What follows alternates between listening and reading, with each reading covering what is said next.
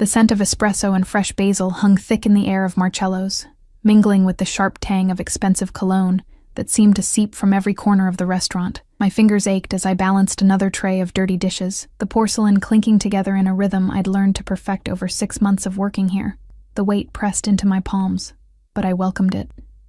Anything to ground me, to remind me I was real, even if I felt invisible to everyone around me. I was a ghost in this place, a shadow that refilled water glasses and cleared plates while Manhattan's elite dined on $40 pasta and $70 steaks.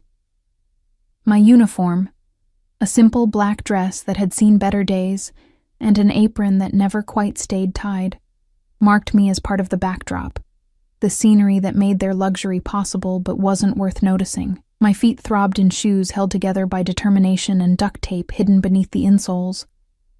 The lunch rush had finally died down, leaving only a handful of tables occupied by men in suits that cost more than my rent. I moved between them like smoke, present but unacknowledged, my existence mattering only when they needed something. "Table 7 needs water," Marco, the head waiter, hissed as he passed me. His eyes barely registered my presence before he was gone, swept up in the choreographed dance of fine dining. I nodded to no one and made my way across the polished marble floor, my reflection warped and stretched in its glossy surface.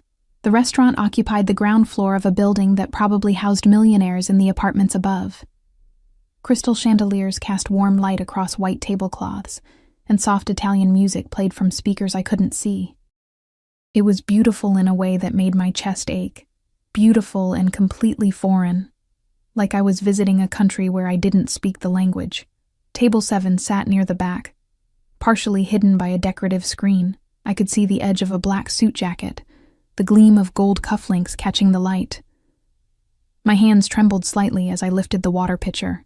I was exhausted, the kind of bone-deep weariness that came from working double shifts and still barely making rent on my shoebox apartment in Queens. Last night I'd gotten 3 hours of sleep before my alarm screamed me awake at 5. As I rounded the screen, my shoe caught on something, a purse strap maybe, or the leg of a chair I hadn't seen. The world tilted, time stretched and contracted simultaneously as I felt myself falling forward, the water pitcher slipping from my grip. Cold water arced through the air in slow motion, catching the chandelier light like liquid diamonds. Then it hit him. The man at table 7 didn't flinch as ice water cascaded over his shoulder, soaking through what I immediately recognized as a suit that probably cost more than my entire year's salary. The fabric darkened from charcoal to black, water dripping onto the pristine white tablecloth, pooling around his plate of untouched risotto. My heart stopped. Actually stopped. I felt the absence of its beat, the terrible silence in my chest before it crashed back to life with painful force. "I'm so sorry," I gasped, the words tumbling out in a rush as I scrambled to set down the now empty pitcher. "I'm so sorry, I didn't see. I'll get towels, He still hadn't moved, hadn't even turned to look at me. He sat perfectly still, his hand frozen halfway to his wine glass. And something about that stillness made my skin prickle with a warning I didn't understand. The restaurant had gone quiet. I noticed it then. The absence of conversation, the way every server had stopped moving, how even the kitchen noise seemed to have died away. In my peripheral vision, I saw Marco's face drain of color. "Sir, please, I'll pay for the cleaning, My voice cracked. I couldn't afford to lose this job. I couldn't afford anything, really, but especially not this. Finally, he moved. Slowly, he set down his wine glass with deliberate precision. The crystal made no sound as it touched the table. Then he turned his head, and I saw his face for the first time.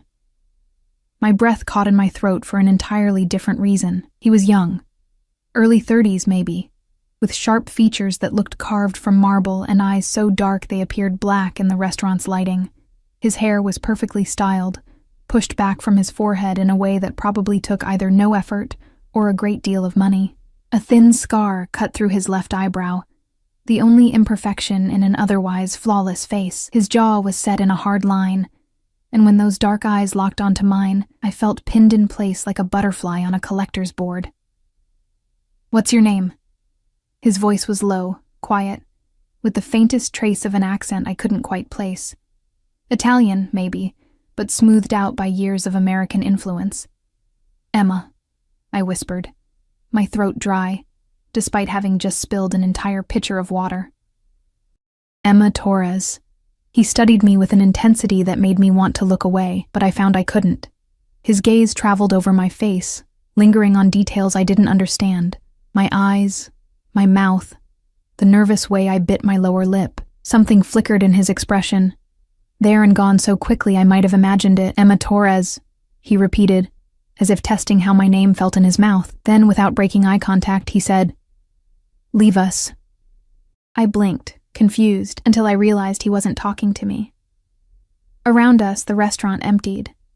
Servers disappeared into the kitchen. Diners suddenly remembered pressing appointments. Even Marco vanished through the front door with a speed that would have been comical under different circumstances. Within seconds, we were alone. Me standing there dripping with humiliation. Him sitting calmly in his soaked suit as if nothing unusual had happened.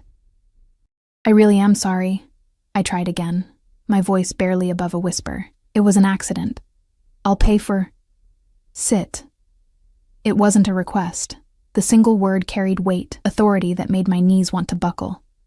But I remained standing, some stubborn part of me refusing to obey a command from a stranger, no matter how terrifying. His lips curved, not quite a smile, but close. "You have two choices, Emma Torres. You can sit, or you can keep standing while you explain to me why you're working yourself to exhaustion in a place like this. How did you—" "The shadows under your eyes," he said simply. "The way you moved before you fell. Automatic. Practiced, but slow. Your shoes." His gaze dropped briefly to my feet. "You've been here since the morning shift, haven't you? Probably before that." "When did you last sleep?" The observation was so accurate, so unexpectedly personal, that I found myself sinking into the chair across from him without consciously deciding to move. My legs trembled with relief at no longer having to hold me up. 3 hours. I admitted, then immediately wondered why I was telling this stranger anything. But that's not... lots of people work hard. That's just life.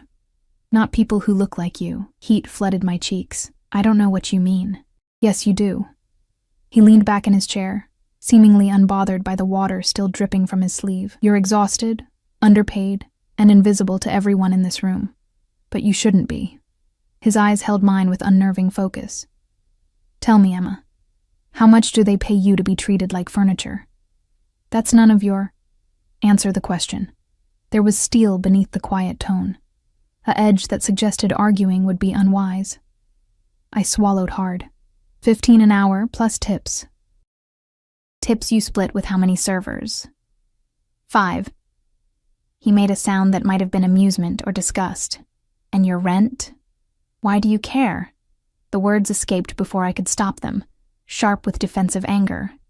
"Look, I spilled water on you, and I'm sorry, but that doesn't give you the right to interrogate me about my life." For a long moment, he said nothing. Then he reached into his jacket, the movement making me tense instinctively, and withdrew a wallet. From it, he pulled out a business card, black with silver lettering I couldn't read from my position. He set it on the table between us. "My name is Dante Salvatore," he said. "And you've just created a very interesting problem for me, Emma Torres." "A problem?" My voice came out smaller than I intended. "Because I spilled water on you? Because now I've seen you." His words were soft, but they landed with the weight of a threat or a promise. I couldn't tell which. "And I can't seem to stop looking." My heart hammered against my ribs. This felt dangerous, though I couldn't articulate why.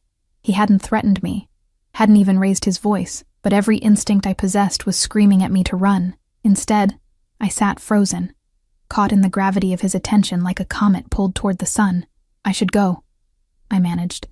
My shift isn't over, and your shift is over." He gestured vaguely toward the empty restaurant. "I've bought out the rest of the day." "You've what?" The owner was very accommodating. That not-quite smile returned. "Take the card, Emma. Think about whether you want to continue breaking yourself for scraps, or if you might be interested in a different arrangement." "What kind of arrangement?" Suspicion crept into my voice, along with something else. Curiosity I knew better than to indulge, the kind where you're no longer invisible. He stood, and I realized he was tall, well over 6 feet, with a presence that seemed to fill the entire room despite his lean build. Water still darkened his suit, but he wore it like armor. The kind where you're protected, provided for, and never have to wear shoes held together with tape again. My face burned. He'd noticed. Of course he'd noticed. This man who saw everything, who had somehow looked at me and seen past the carefully constructed facade of fine I presented to the world. I'm not... I stood as well, my chair scraping against the floor. I don't know what you think I am, but I'm not interested in being anyone's... Careful. The word cut through my protest like a blade. Finish that sentence and you'll insult us both. I'm not propositioning you, Emma. I'm offering you a choice. A choice to do what? To let me take care of you. He said it as if it were the most natural thing in the world. As if men offered to take care of waitresses who spilled water on them every day. To accept that sometimes accidents happen for a reason, and perhaps you stumbling into my life wasn't as random as it appears. This was insane. He was insane, or I was, or maybe we both were. But beneath the fear and confusion, something else stirred.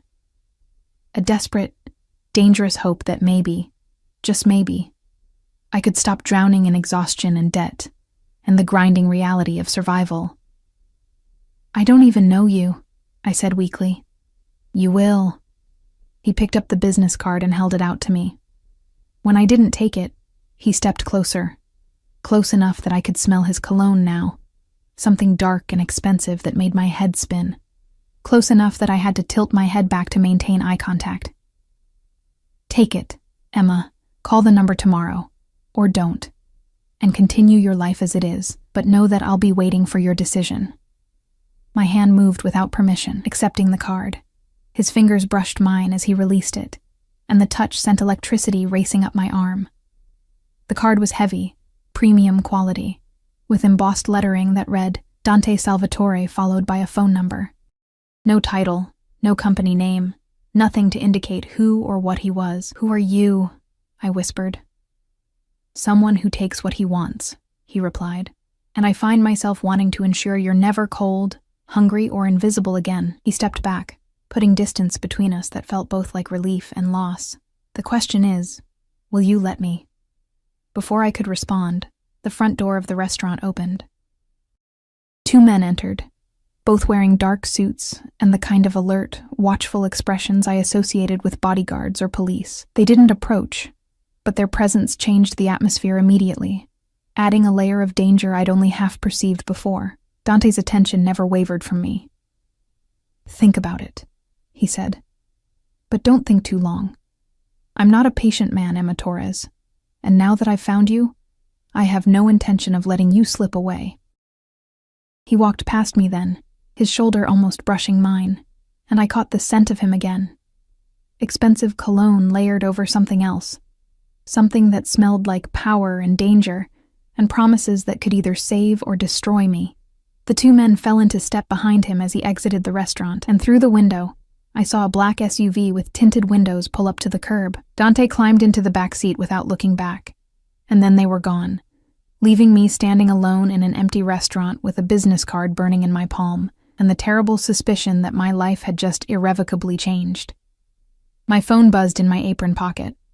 A text from Marco. Take the rest of the day. You're paid through close. Don't ask questions. I looked down at the card in my hand, at the elegant script of Dante Salvatore's name. My reflection stared back at me from the polished surface of table 7, where water still pooled on the white tablecloth. Evidence that this hadn't been a dream or hallucination brought on by exhaustion. This was real. He was real. And somehow, I knew with absolute certainty that calling that number would be either the best or worst decision I'd ever make. I didn't call the next day, or the day after that. The business card sat on my nightstand like a small black rectangle of temptation, catching the early morning light that filtered through my apartment's single window. Each time I woke up, which was always too early, always to the blaring alarm that dragged me from dreams I couldn't quite remember, I stared at it. Dante Salvatore's name seemed to pulse in the dim light, a promise or a threat I couldn't decode. Work continued as it always had. Marco never mentioned the incident, though I caught him watching me sometimes with an expression I couldn't read. The other servers whispered when they thought I wasn't listening, speculation swirling about the man who'd bought out the restaurant for an afternoon. I kept my head down, carried my trays, smiled at customers who looked through me like glass. But everything felt different now. The exhaustion still dragged at my bones. The money still disappeared as fast as I earned it.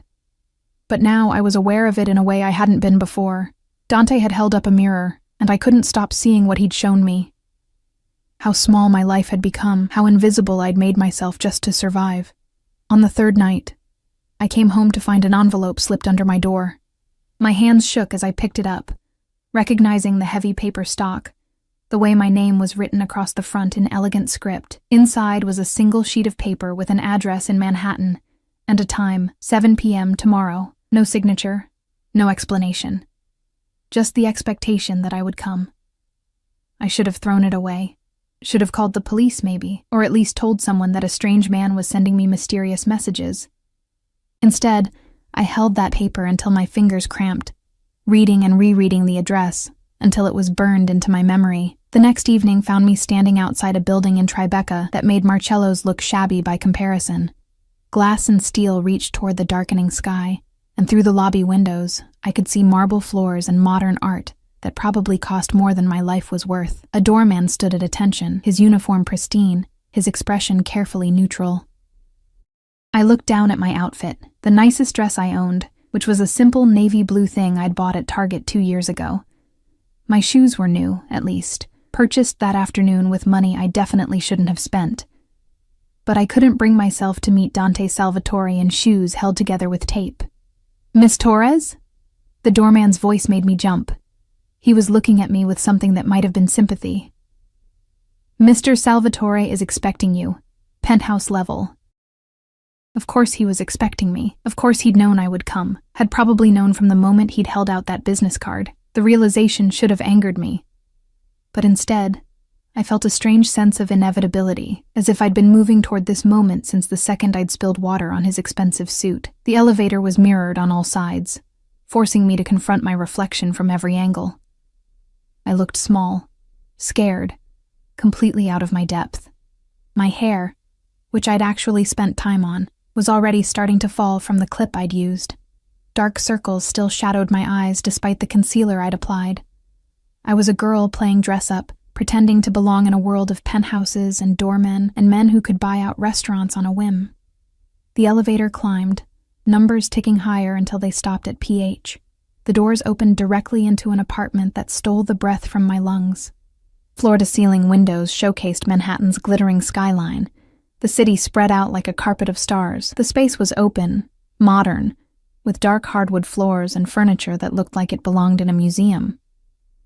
Art hung on the walls, real art, the kind I'd only ever seen in books. Everything was perfectly arranged, perfectly clean, and utterly intimidating. Dante stood by the windows, his back to me, hands in his pockets as he surveyed his kingdom.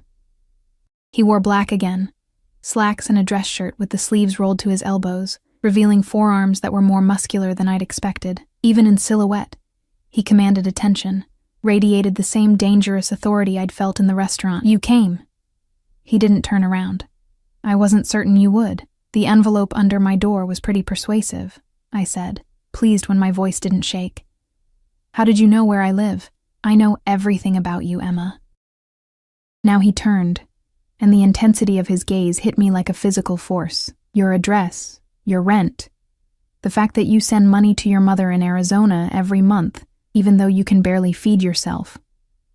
The student loans you're drowning in from a degree you never finished. Should I continue?" Ice flooded my veins, chased by heat that might have been anger or fear or both. "You investigated me? I protect my interests." He moved toward me with predatory grace, each step measured and deliberate, "and you became my interest the moment you looked at me with those exhausted eyes and apologized for existing in my space." "I apologized for spilling water on you." "No." He stopped close enough that I could see gold flecks in his dark eyes, could smell that expensive cologne mixed with something uniquely him. "You apologized for being visible, for daring to disrupt my world with your presence. You've been apologizing for existing your entire life, haven't you, Emma?" The observation cut too close to truths I didn't want to examine. "Why am I here, Mr. Salvatore?" "Dante," he corrected. "And you're here because I'm going to make you an offer. One I suggest you accept. And if I don't," his smile was sharp enough to draw blood, "then you go back to your life, the 16-hour shifts, the shoes held together with hope, the slow drowning in debt and exhaustion. Is that what you want? I want to know what you want from me." I forced myself to hold his gaze, to not show how his proximity was affecting me, the way my pulse raced, how my skin felt too tight, the dangerous pull I felt toward this man who was clearly accustomed to getting whatever he desired. "Dinner," he said simply. "Tonight, tomorrow, every night if I choose. Your time, your attention, your presence when I require it." That sounds like, "I told you before not to finish that sentence." His voice dropped to something darker, a warning wrapped in silk. "What I'm offering is protection, Emma. Security. An end to the struggle that's killing you by degrees. In exchange for what? Being your—" I couldn't even say the word, whatever it was. "In exchange for letting me take care of you." He reached out slowly, giving me time to pull away, and brushed his thumb across my cheek. The touch was gentle, almost reverent, and completely at odds with the danger that emanated from him. "For allowing me to ensure you never go hungry, never work yourself to exhaustion, never have to be invisible again." "Why?" The word came out as a whisper. "Why me? You could have anyone." Something flickered in his expression. Pain, maybe, or memory.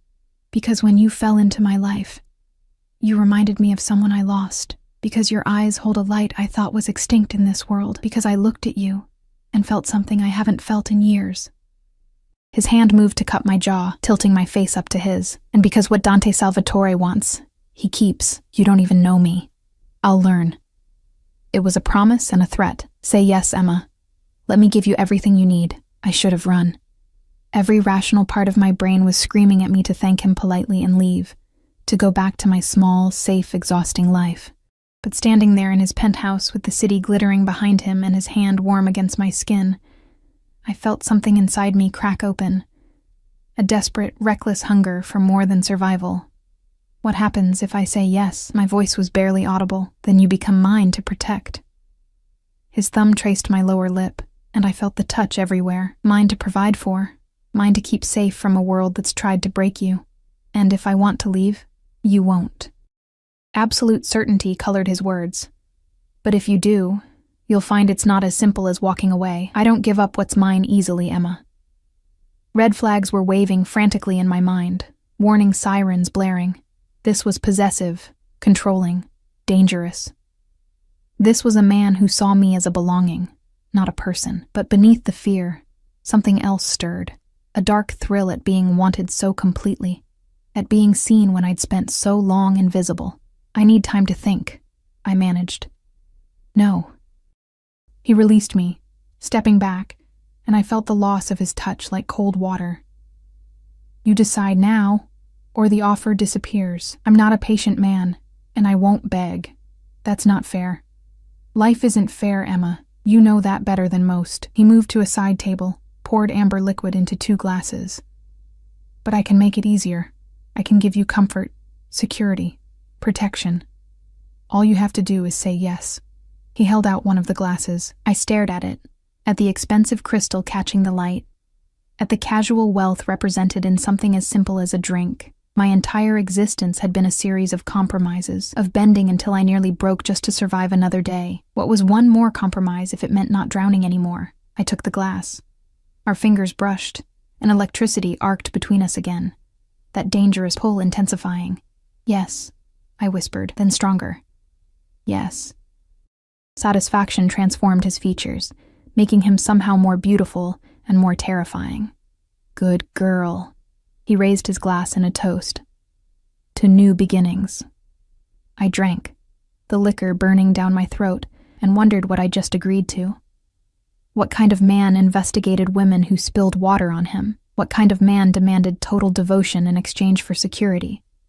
And why did some twisted part of me want to surrender to exactly that? "There are rules," Dante said, setting down his glass. You'll move into the guest suite here tomorrow. You'll quit your job at Marcello's.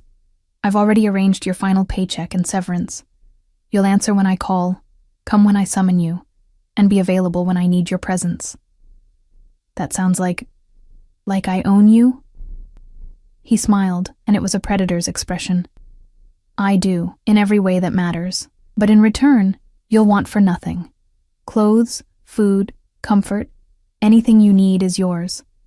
You'll be protected, cherished, kept safe from anything that might harm you, and if someone asks what I am to you, you're mine. That's all anyone needs to know. He moved closer again, invading my space with the confidence of someone who'd never been told no. But understand this, Emma. What I give, I can take away. Betray my trust, lie to me. Try to leave without permission, and you'll discover I can be very unforgiving. You're threatening me. I'm setting expectations. His hand came up to wrap around my throat. Not squeezing, just resting there. A promise of control. I told you I protect my interests aggressively. You're my interest now, which means you're also my responsibility. I take both very seriously. I should have been terrified, should have pulled away, thrown my drink in his face, run for the elevator, and never looked back. Instead, I stood frozen, feeling his pulse beat against my skin, watching something dark and possessive burn in his eyes. What if I meet someone else? I asked recklessly. What if I fall in love with someone who isn't you? The temperature in the room dropped 10 degrees. His hand tightened fractionally on my throat, and his expression turned to carved stone. Then that person will disappear, and you'll learn why people fear the name Salvatore. I don't share, Emma, not ever, not even the possibility of your attention. That's insane. That's honesty. He released me but didn't step back. I warned you. I'm not offering you a fairy tale. I'm offering you a gilded cage with a very possessive keeper. If you can't accept that, leave now. But I didn't leave. Couldn't, maybe, or wouldn't. The distinction felt meaningless. Instead, I drained the rest of my drink and met his eyes with something that felt like surrender, or defiance, or both. When do I move in? I asked. His smile could have lit the city. Tomorrow. I'll send a car for your things. Then he pulled me close, one hand tangling in my hair, the other spanning my waist. But tonight, you'll stay. I find I don't want to let you out of my sight just yet. Dante. Shh. His mouth hovered above mine, close enough that I could feel his breath. You're mine now, Emma Torres. The sooner you accept that, the easier this will be for both of us. He didn't kiss me. Instead, he released me and moved toward the kitchen, leaving me standing alone with my heart racing and the terrible knowledge that I'd just made a deal with a devil who wore expensive suits and saw me as a possession to be kept. And the most terrifying part, some dark corner of my soul welcomed exactly that. The guest suite was larger than my entire apartment had been. I stood in the doorway the next morning, watching as two men in dark suits carried in the pathetic collection of boxes that contained my entire life. It had taken less than an hour to pack everything I owned, clothes that were more worn than worn in, a few books I'd kept from college, some photographs of my mother. The men didn't speak to me, didn't even make eye contact as they worked with efficient precision, and I recognized them as the same two who'd escorted Dante from the restaurant. Miss Torres. One of them nodded curtly before they left, pulling the door closed behind them with a soft click that sounded like a lock engaging. The room was beautiful in an impersonal way. Cream walls, plush carpeting, a bed that could sleep 4 people comfortably. Windows overlooked the city, though not with the panoramic view Dante's master suite undoubtedly possessed. A bathroom connected to the bedroom, all marble and chrome, with towels so thick and soft I'd almost cried when I touched them that morning. But it wasn't mine. None of this was mine. I was a guest, a kept thing. A pretty problem Dante Salvatore had decided to solve by locking me away in luxury. My phone buzzed. A text from an unknown number. Lunch at 1. Wear the blue dress in the closet. I hadn't noticed the closet. Opening it revealed an array of clothing I definitely hadn't owned yesterday.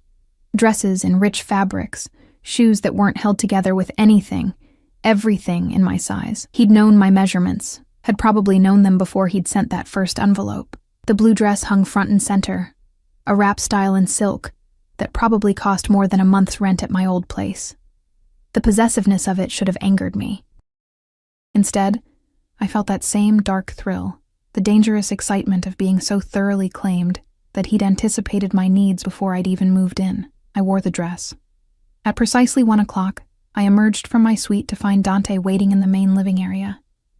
He'd changed from whatever he'd worn that morning into dark slacks and a crisp white shirt, sleeves rolled up again in that way that made my mouth go dry. His eyes tracked over me with an intensity that felt physical, lingering on the way the silk hugged my curves, the length of leg visible below the hem. "Perfect," he murmured, moving toward me. "I knew that color would suit you. You bought me an entire wardrobe without asking. I took care of you. There's a difference." He offered his arm, and after a moment's hesitation, I took it. His muscles were solid beneath the fabric, and being this close allowed me to smell that cologne again, to feel the heat radiating from his skin. "Come. We're dining in today." The dining room table was set for 2, though the spread of food could have fed 10 people. Italian dishes I couldn't name, fresh bread that smelled like heaven, wine that probably cost more than my old car. Dante pulled out my chair with old-world courtesy that felt incongruous with the possessive way he'd touched my throat last night. "Eat," he commanded softly, taking his own seat. "You're too thin." "I'm fine." "You're malnourished and exhausted, and it stops now." He served me himself, piling food onto my plate with the same authority he brought to everything else. "While you're under my protection, you'll be properly cared for." I wanted to argue, to insist I could take care of myself. But the smell of the food made my stomach clench with sudden, desperate hunger, and I found myself eating with an enthusiasm that should have embarrassed me. Everything was delicious, rich and perfectly prepared, the kind of meal I'd only ever served to other people. Dante watched me eat with satisfaction, occasionally adding more to my plate before I could protest. "Better," he said. "You have color in your cheeks now. Why are you doing this?" The question escaped between bites. "Really, there has to be more to it than me reminding you of someone." His expression shuddered, walls going up so fast I almost missed the flicker of pain that preceded them. Perhaps I'm simply a man who sees something valuable and claims it before anyone else can. I'm not a thing to be claimed, aren't you? He leaned back, wine glass dangling from long fingers. "You agreed to this arrangement, Emma. You said yes to being mine. I said yes to security, to not drowning in debt and exhaustion. And in exchange, you gave yourself to me." His voice dropped to that dangerous purr. "Don't pretend you didn't understand the terms." Heat flooded my face, though whether from anger or something else I couldn't say. "I understood that you're arrogant and controlling and used to getting whatever you want. True on all counts." He smiled, unbothered by my assessment. "But you still said yes, which means some part of you wants this. Wants to be kept, protected, possessed. You don't know what I want, don't I?" He set down his glass and leaned forward, forearms on the table. "You want to matter, Emma. You want to be seen, to have your existence mean something beyond survival. You want someone to care if you're cold or hungry or afraid, and I can give you all of that, if you'll let me." The accuracy of his words stole my breath. How did he see so clearly into the desperate, hidden parts of me? How did he know the exact shape of the hole I'd been trying to fill with exhaustion and invisibility? Before I could respond, his phone buzzed. He glanced at it, and something dangerous crossed his features. "I need to take this. Stay here." He rose and moved to the windows, phone pressed to his ear. I couldn't hear his words, but his posture told a story. Tension in his shoulders, the sharp gesture of his free hand. Whatever the call was about, it wasn't good. When he returned, his expression was carefully neutral. But I could sense the violence barely contained beneath the surface. "I have business to attend to," he said. "Marco will stay with you." "Marco?" As if summoned, one of the men from earlier appeared in the doorway. Up close I could see he was younger than I'd thought, mid-20s, with dark hair and watchful eyes. "Miss Torres," he acknowledged. "You're not leaving me with a babysitter," I said to Dante. "I'm leaving you with protection." His hand came up to cup my face, thumb brushing my cheekbone with unexpected gentleness. "I told you. What's mine stays safe. Marco is one of my most trusted men. He'll ensure nothing happens to you while I'm gone." "What could possibly happen in your own apartment?" "You'd be surprised what enemies can accomplish when given opportunity." His eyes bored into mine. "Do not leave this apartment, Emma. Do not answer the door for anyone except me. Do not make me regret trusting you with this small amount of freedom. Understood?" The intensity of his stare, the steel in his voice, made me nod before I consciously decided to comply. "Understood." "Good." He pressed a kiss to my forehead, brief, possessive, and then he was gone, leaving me alone with Marco and questions I was afraid to ask. Marco positioned himself near the door, silent and watchful. I tried to ignore him, but his presence was a constant reminder that I wasn't free, that Dante's protection came with invisible chains. Hours passed. I explored my suite, tried to read, stared out at the city, and wondered what business required Dante's personal attention. The sun began to set, painting the sky in shades of orange and pink, and still he didn't return. My phone buzzed. A text from an unknown number, not Dante's. "Does he know how beautiful you look in that blue dress? How lucky he is?" Ice flooded my veins. I stared at the message, then at the windows. Someone was watching. Someone had seen me in the dress, knew I was here. Before I could process this, Marco's phone rang. He answered, listened, and his face went pale. "Understood, sir." He looked at me with something like pity. "Miss Torres, we need to move you to the secure room. Now." "What? Why?" "Mr. Salvatore's orders. Please, we don't have time to—" The windows exploded inward, glass shattered in a crystalline storm, and I screamed as Marco threw himself toward me, his body becoming a shield as we crashed to the floor. Something whistled over our heads. Bullets, I realized with distant horror, and then Marco was dragging me toward a door I hadn't noticed, camouflaged in the wall paneling. "Stay down," he barked, all politeness gone. His gun was in his hand. When had he drawn it? And he was speaking rapidly into his phone in Italian too fast for me to follow. More gunfire. The sound of the front door being breached. Shouting in the hallway. The thunder of footsteps. Marco shoved me through the hidden door into a small, windowless room lined with concrete. A panic room, I realized. Dante had a panic room. "Lock this behind me," Marco commanded. "The code is your 417. Don't open it for anyone except Mr. Salvatore." "Anyone. Do you understand?" "Marco, what's happening?" "They're here for you." His young face was grim. "Someone wants to take what belongs to the boss, and they're willing to start a war to do it." Then he was gone. The door slamming shut, leaving me in darkness with only the muffled sounds of violence and my own racing heart. I found the keypad, entered the code with shaking fingers, and listened to the lock engage with a finality that made me want to sob. This was my new reality. This was what came with Dante Salvatore's protection. Panic rooms and bodyguards and people shooting through windows to get to me. What had I agreed to? What kind of man had I given myself to? Time became meaningless in the dark. Minutes or hours could have passed before I heard it. The sound of the keypad being used, the correct code being entered. The door opened, and Dante stood in the doorway, backlit by the ruined apartment behind him. Blood stained his white shirt, though I couldn't tell if it was his or someone else's. His expression was murder frozen in human form. Emma. My name was a prayer and a curse. He stepped into the room, and I saw his hands were shaking, the first sign of vulnerability I'd witnessed from him. "Did they touch you? Did anyone hurt you?" "No, Marco. He protected me." "Is he?" "He's alive. Injured, but alive." Dante pulled me to my feet, his hands running over me as if checking for wounds, reassuring himself I was whole. "This is my fault. I underestimated how quickly they'd move, how bold they'd become." Who did this?" His jaw clenched. "Enemies I've made. Rivals who see you as weakness, as leverage against me." His hands framed my face, forcing me to meet his wild eyes. "I told you I protect what's mine, Emma. Now you understand why that protection is necessary. You should have warned me." Should have told me keeping me would make me a target. And would you have stayed if I had? His voice was raw.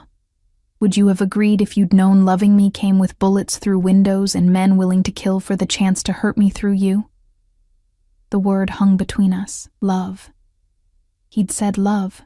Dante? No. He crushed me against his chest, and I felt his heart hammering against my cheek. You're mine now. That makes you the most valuable thing in my world, and the most vulnerable. I will burn down empires to keep you safe, Emma. I will kill anyone who even thinks about touching you, but I cannot let you go. I should have been terrified, should have demanded he release me, should have run from this man who dealt in violence and possession. But wrapped in his arms, feeling his desperation and fury, I felt something else entirely. Wanted. Protected. Claimed so completely that men would die for the crime of threatening me. Who were they? I whispered against his blood-stained shirt. Dead men, he said simply. Marco's people are cleaning up now. But we can't stay here, it's compromised. I'm taking you somewhere safer, somewhere no one will think to look. Where? He pulled back just enough to look at me, and his smile was all sharp edges and dark promises. Home. My real home, where I can keep you locked away like the treasure you are until I've eliminated every threat against you.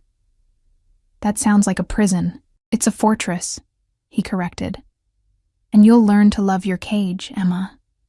Because I'll make it so beautiful, so comfortable, that you'll never want to leave. His mouth crashed against mine then. A kiss that tasted like possession and desperation, and something that might have been love if love could be this dark and consuming. I kissed him back, my hands fisting in his ruined shirt, and somewhere in the destroyed apartment around us, I heard men moving, cleaning, erasing evidence of the violence that had shattered my illusion of safety. This was my life now, gilded cages and bloody shirts, and a man who would kill to keep me. And God help me, I was starting to want exactly that. Dante's real home turned out to be an estate outside the city that looked like it belonged in a movie about old money and older secrets. We arrived in the dead of night, the SUV's headlights cutting through darkness to illuminate wrought iron gates that opened silently at our approach. The drive wound through manicured grounds, past gardens I could barely see in the shadows, until a sprawling stone mansion materialized like something from another era. Ivy crawled up the walls, and warm light glowed from windows that watched our arrival like vigilant eyes. It's been in my family for 3 generations, Dante said, his first word since we'd left the city. His hand hadn't left mine the entire drive, fingers interlaced with a possessiveness that had become familiar. My grandfather built it when he first came to America. It survived wars, FBI raids, and family feuds. It'll survive this too. I wanted to ask what this was. The attack, the enemies, the dangerous game I'd been pulled into. But exhaustion weighed on me like a physical thing, and the adrenaline crash had left me hollow and shaking. The interior was exactly what I'd expected, and nothing like it simultaneously. Yes, there was old-world luxury. Marble floors, crystal chandeliers, dark wood paneling that gleamed with care, but there were also modern security systems, cameras in every corner, and men stationed at intervals who nodded respectfully as Dante passed. This wasn't just a home. It was a fortress, just as he'd promised. Your room is this way. He guided me up a grand staircase, past portraits of severe-looking men who shared his dark eyes and sharp features. It adjoins mine. I want you close. Of course you do, I murmured, too tired to put real heat behind the sarcasm. His hand tightened on mine. Mock me if you need to, Emma. But after tonight, after watching men breach my home to get to you, I will not apologize for keeping you within reach. The room he showed me to was beautiful, larger even than the guest suite at the penthouse, decorated in soft grays and creams that should have been calming. A 4-poster bed dominated the space, piled with pillows and blankets that looked cloud-soft. French doors opened onto a balcony, though I noticed the bulletproof glass immediately, the reinforced construction. The bathroom is through there, Dante said, gesturing. I've had clothes brought for you, toiletries, everything you should need. But Emma... He turned me to face him, hands on my shoulders, expression grave. Do not go outside without me or one of my men. Do not open those doors, even though they're reinforced, until I've eliminated the threat against you. This room and the main floor are your world. Understood? You're really locking me up. I'm keeping you alive. His thumb stroked my collarbone, the touch gentle despite the steel in his voice. The men who came tonight weren't there to kidnap you for ransom, Emma. They were there to kill you, slowly and painfully, while making sure I knew exactly what was happening to you. So yes, I'm locking you up, and I won't lose a moment's sleep over it. The blunt honesty stole my breath. Who hates you that much? Many people. It comes with the territory. He pressed a kiss to my forehead, lingering there as if drawing strength from the contact. But I've narrowed it down to 3 families who might be bold enough to strike at me directly. By morning, I'll know which one signed their own death warrant. What will you do to them? His smile was terrible to behold. What I do best, Tesoro. I'll remind them why the Salvatore name is spoken in whispers. He released me, stepping back toward the door that must connect to his room.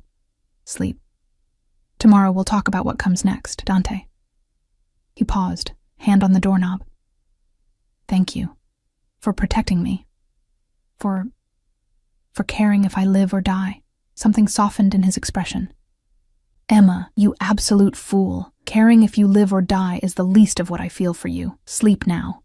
We'll discuss the rest when you're not swaying on your feet. He left, the door closing with a soft click that somehow sounded different from a lock. I stood alone in my gilded prison, staring at luxury that was supposed to comfort me, and felt tears burn behind my eyes.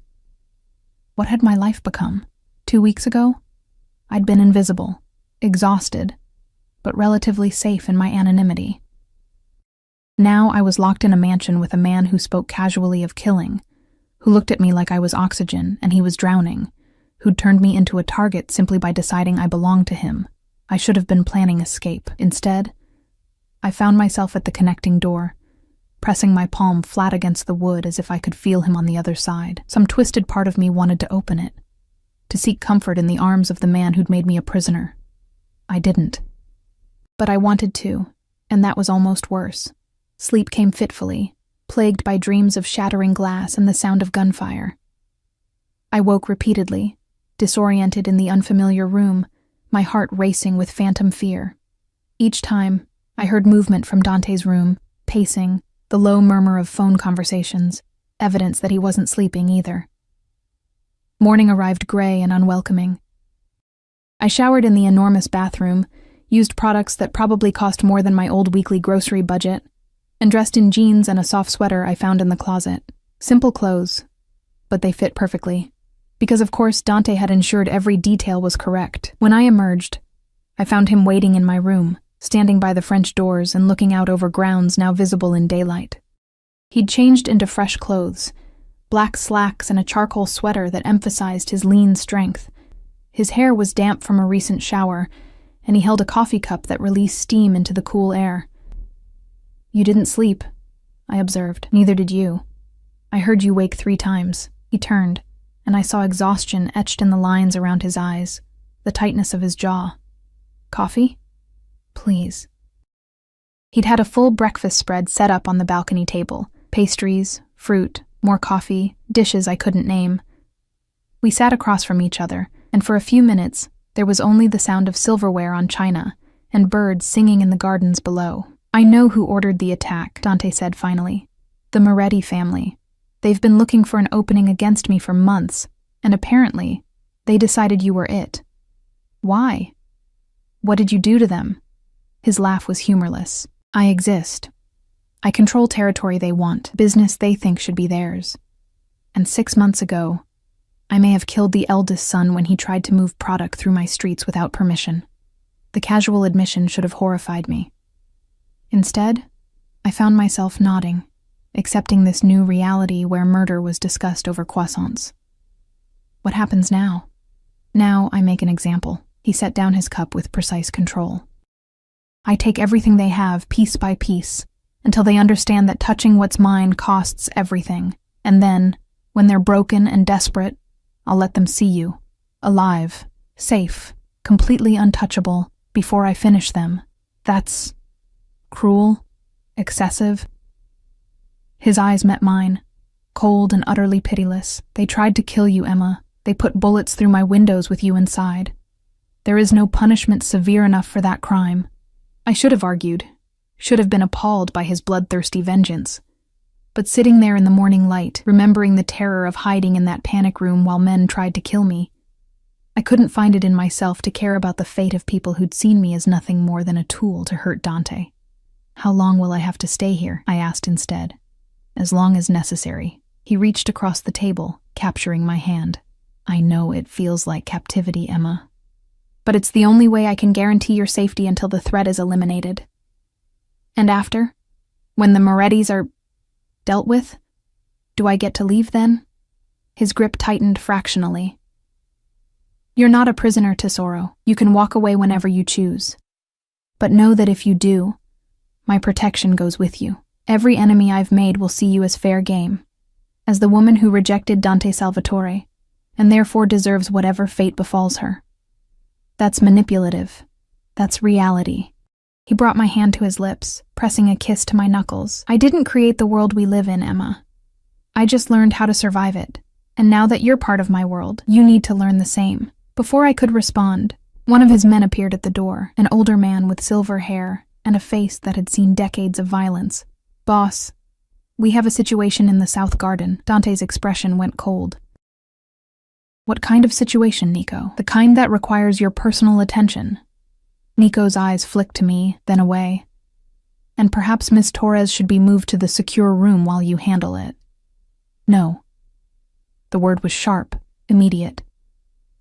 She stays in my sight. I'm not letting her out of my sight until every Moretti is in the ground. He stood, pulling me up with him, and I saw his other hand move to his waistband, checking for the weapon I now knew he always carried. Come. Stay close to me and do exactly as I say. We moved through the mansion, Nico falling into step behind us. 2 more guards materializing from corners I hadn't noticed. The security was suffocating. But after last night, I understood its necessity. We descended to the main floor, then out through glass doors into the meticulously maintained gardens. The morning was cool, crisp with the promise of autumn. Under different circumstances, it would have been beautiful.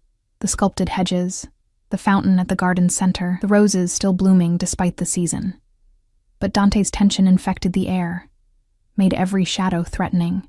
We found them near the back wall, 3 men on their knees, hands bound behind their backs, duct tape over their mouths. More of Dante's guards stood in a semicircle, weapons drawn, expressions carved from stone. And in the center of it all, sprawled carelessly on the perfectly manicured grass, was a body.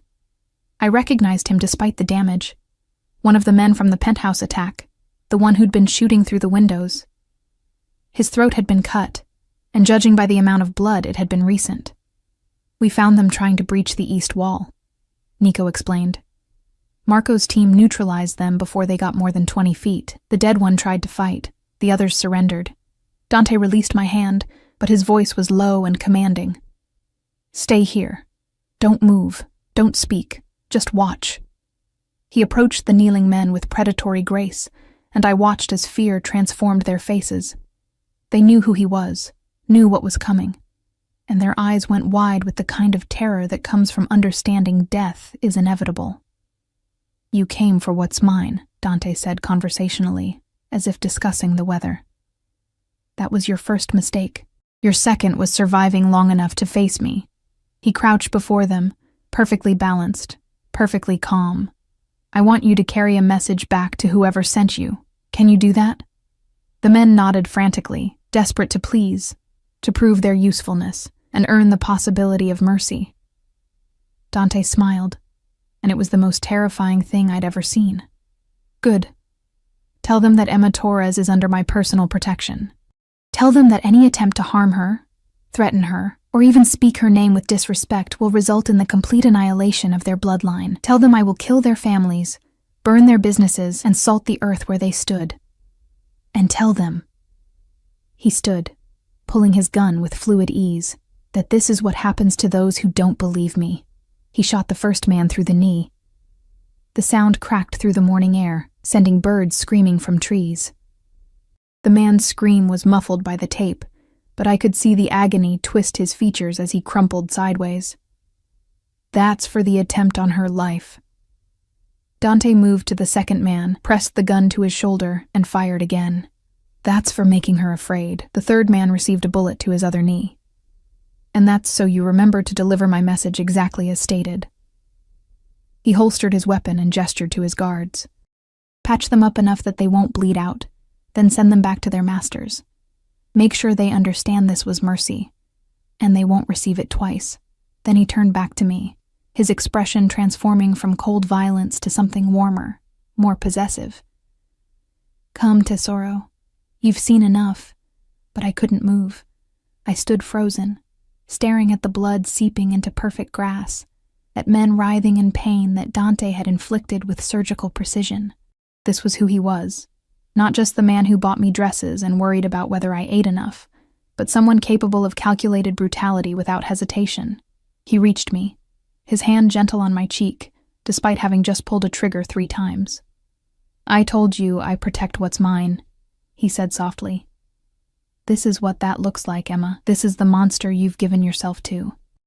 I looked into his dark eyes and saw expectation there, waiting for me to recoil, to finally understand what I'd gotten myself into and choose to run. Instead, I found myself leaning into his touch, seeking the warmth of his palm against my cold skin. I'm not afraid of you, I whispered, and realized with distant shock that it was true. I should have been terrified, repulsed, desperate to escape. But all I felt was a strange, dark security in knowing that this man, this violent, possessive, dangerous man, would burn the world down before letting anyone hurt me. You should be, he murmured. But his eyes held something like relief, like gratitude that I hadn't rejected the darkness in him. Come. Let me show you the rest of the estate, the boundaries of your beautiful cage. He led me away from the violence, away from the bleeding men and the body cooling in the grass. And I followed willingly, because somewhere between the restaurant and the panic room in this blood-stained morning, I'd stopped being his prisoner and become something far more dangerous. I'd become his willing captive. And God help me, I was starting to crave the chains. 3 weeks passed in my gilded fortress, and with each day, the line between captivity and belonging blurred further. Dante had been right about one thing. He'd made my cage beautiful. The estate became familiar, its rooms and gardens mapping themselves in my memory. I learned which hallways caught morning light, which sitting rooms offered the best view of sunset. I discovered the library with its floor-to-ceiling books and leather chairs that smelled of age and privilege. I found the conservatory where orchids bloomed in impossible colors, tended by a gardener who nodded respectfully but never spoke. And through it all, Dante was there, not hovering, not suffocating, but present in a way that felt like gravity, an inescapable force that kept me orbiting around him. He worked from home most days, conducting business from his study while I read or explored or simply existed in the same space. Sometimes he'd call me in, gesture for me to sit while he finished a call, and I'd watch him navigate whatever empire he'd built with quiet authority. Other times, he'd find me in the library and read beside me in companionable silence, his presence a warm anchor in my new reality. The nights were different. The nights were when his control slipped, when I'd wake to find him standing at the connecting door between our rooms, watching me sleep with an expression that mixed protection and possession in equal measure. The nights were when he'd pull me against him on the terrace, pointing out constellations while his hands mapped my body like territory he owned. The nights were when he'd kiss me with desperate hunger, then pull away before things went further, leaving us both frustrated and aching. Not yet, he'd say, breathing hard, forehead pressed to mine. Not until you're truly mine. Not just because circumstances trapped you here. I wanted to tell him I was already his, that whatever resistance I'd started with had crumbled under the weight of his obsessive care. But some stubborn part of me held back, afraid of what complete surrender would mean. The morning everything changed started like any other. I woke to find coffee and pastries waiting on my balcony table, placed there by staff I never saw but who anticipated my every need.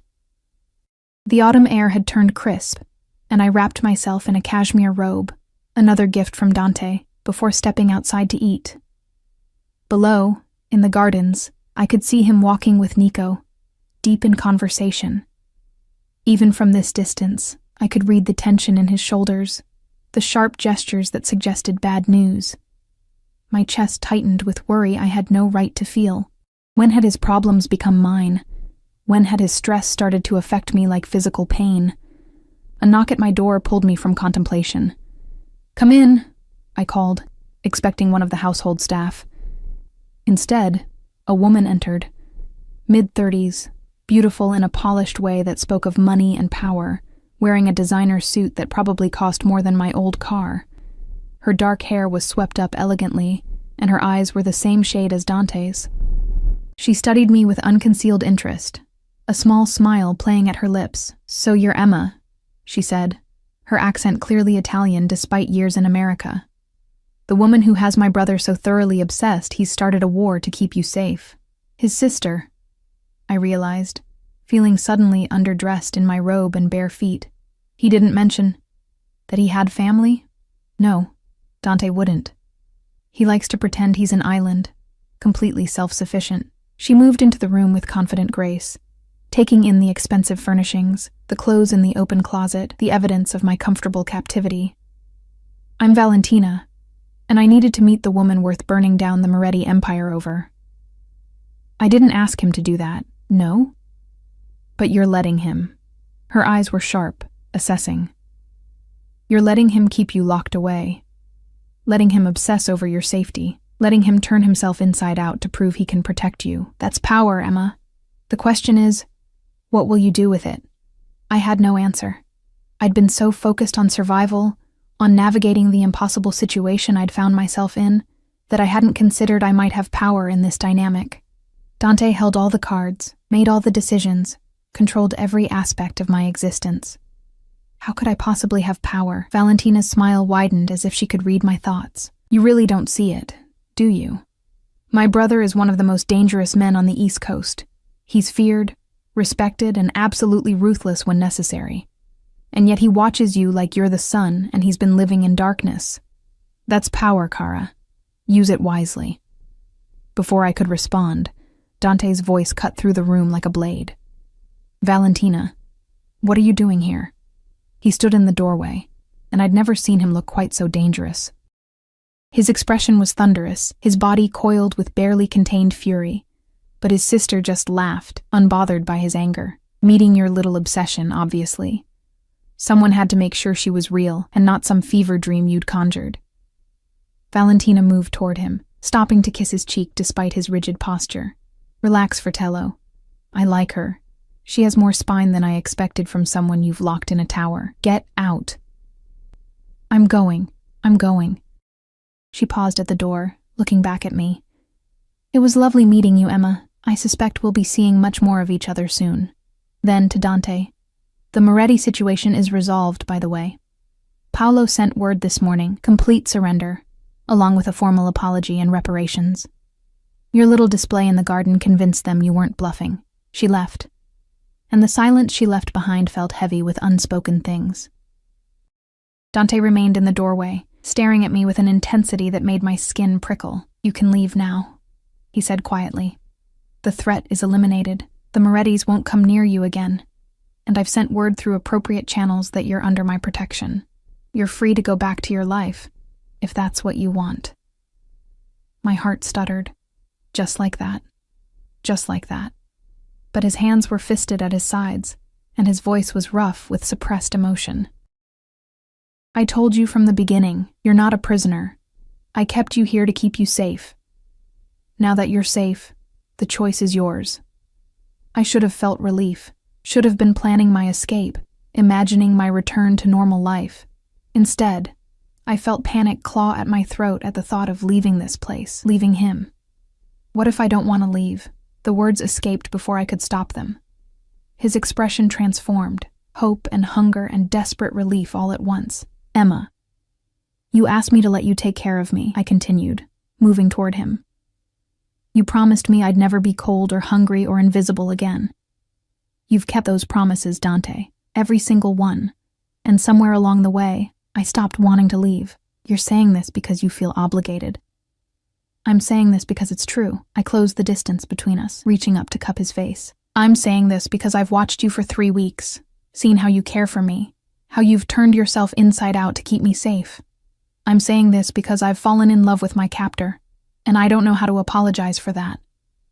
He made a sound like pain and pulled me against him, his arms banding around me with crushing force. Don't apologize. Never apologize for giving me everything I've wanted since the moment you stumbled into my life. His mouth found mine, and this kiss was different from all the others. Deeper, more desperate, full of promises and possession. When we finally broke apart, both breathing hard, he rested his forehead against mine. I love you, he said simply. I've loved you since you looked at me with exhausted eyes and apologized for existing. I loved you when you said yes to my insane proposal. I loved you when you watched me shoot 3 men and didn't run screaming. And I'll love you until I stop breathing, Emma Torres. That's very dramatic. I'm Italian. We don't do anything halfway. His smile was pure joy, transforming his usually severe features. So you'll stay? You'll let me keep you? Care for you? Love you the only way I know how? On one condition. His expression turned wary. Name it. I'm not staying locked in this beautiful cage forever. I want to live, Dante. Really live. I want to see the city, take walks without bodyguards hovering, have something resembling a normal life. Emma, I'm not asking for complete freedom. I understand your world now, understand the dangers, but I won't be a pretty bird you keep safe by keeping caged. If you love me, you have to trust me enough to let me breathe. He was quiet for a long moment, conflict warring in his dark eyes. Finally, he nodded. Bodyguards stay. Non-negotiable. And certain places are off limits until I'm certain there are no residual threats. But yes, we'll find a balance. I'll try not to suffocate you with protection. Try being the operative word. I'm a work in progress. He kissed me again. Softer this time. But for you, Tesoro, I'll try. The next few months proved he meant it. Slowly, carefully, my world expanded beyond the estate's walls. Dante took me to galleries and restaurants, always surrounded by discreet security but no longer imprisoned. He introduced me to his world, not the violent parts, but the legitimate businesses, the charitable foundations, the complex web of power and influence he'd built. And I found my place in it, not as decoration or possession, but as partner. I started helping with his charitable work, using my college education, unfinished as it was, to make a difference. He set up a scholarship fund in my name for students struggling to afford education. We donated to women's shelters, food banks, programs I'd once relied on myself. You're making me soft, he complained one evening as I convinced him to increase funding to a youth center in Queens. I'm making you human, I corrected, kissing his jaw. There's a difference. Valentina became a frequent visitor, her sharp wit and unconditional acceptance making her the sister I'd never had. Through her, I met others in Dante's world, not the soldiers and enforcers, but the families, the wives and children of men who lived in shadows. They welcomed me with surprising warmth, these women who understood what it meant to love dangerous men. 6 months after that morning in the garden, Dante proposed. Not with grand gestures or public displays, but quietly, in the library where I'd spent so many afternoons reading while he worked. He simply knelt before my chair, pulled out a ring that must have cost a fortune, and said, "Marry me. Make this official. Make you truly mine in every way that matters." I said yes before he'd finished speaking. The wedding was small, private, held in the estate's gardens, where I'd once watched him shoot 3 men to protect me. The contrast should have been jarring, but somehow it felt right. Beauty and violence, love and danger, all tangled together in the life we'd built. As I walked down an aisle lined with roses, wearing a dress that made me feel like a princess, I caught sight of Dante waiting for me. He wore a tuxedo that emphasized his lean strength, and his eyes held everything I'd come to recognize: possession, protection, and love so fierce it bordered on obsession. This was my choice, my life, my beautiful, dangerous, impossible love story. When I reached him, he took my hand, and I felt the calluses there, Evidence of a life lived in shadows, of violence committed in the name of protection, but I also felt the tenderness in his touch, the way his thumb stroked my knuckles as if I were infinitely precious. "I love you," he murmured as the officiant began speaking. "My stubborn, beautiful Emma. Thank you for stumbling into my life and giving me a reason to be more than what I was."